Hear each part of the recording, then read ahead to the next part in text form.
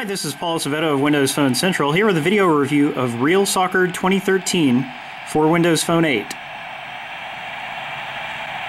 keeper takes the goal kick. This is the sequel to the original Real Soccer, which was kind of a crummy Windows Phone 7 soccer game. So, was Gameloft able to make any significant improvements with this one? Graphically, yes. As you can see, it's a pretty smooth looking game. Sometimes it closes up on these particular character models and they don't look super hot, but they look alright. But during other scenes, which hopefully we'll get one in a bit, there's some large detailed character models. Hey! There we go, see? They look really good when it's only a couple of characters on screen like that. The ground is a really high resolution texture too. A little instant replay there. So, I like the controls. The buttons here are actually clearly labeled, so you always know exactly what they do. You don't have to memorize what A and B does, like in Pro Evolution Soccer.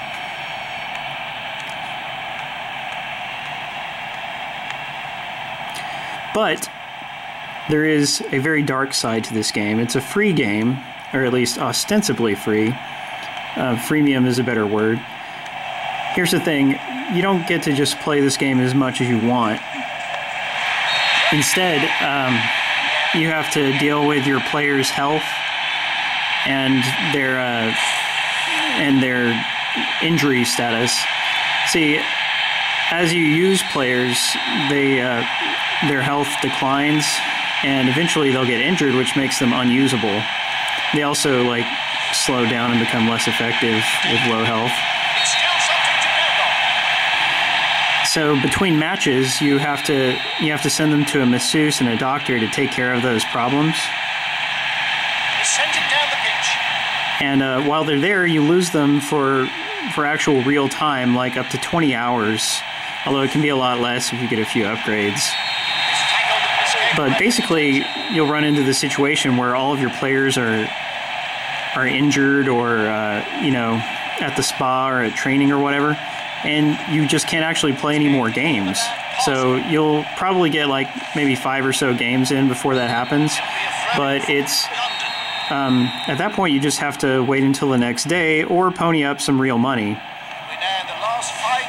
if you wanted to play more. And which is not too attractive a prospect. The premium money prices are really high. There is also one achievement that requires you to get all of the in-game trophies, which are mini achievements.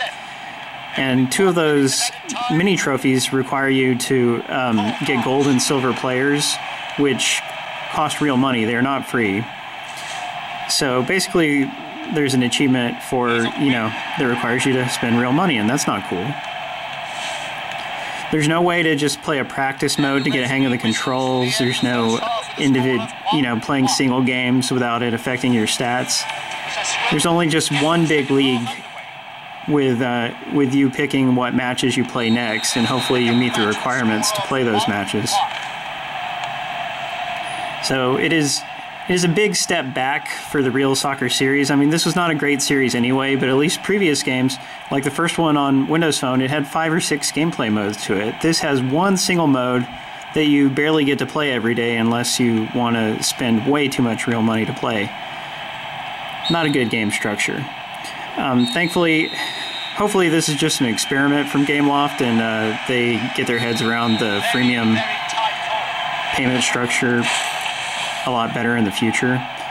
We've seen Asphalt 7 and Amazing Spider-Man are both great games, so this one, unfortunately, is just a complete dud, and I wouldn't bother with it, especially if you care about achievements. Thanks for watching. Read the full review at WPCentral.com.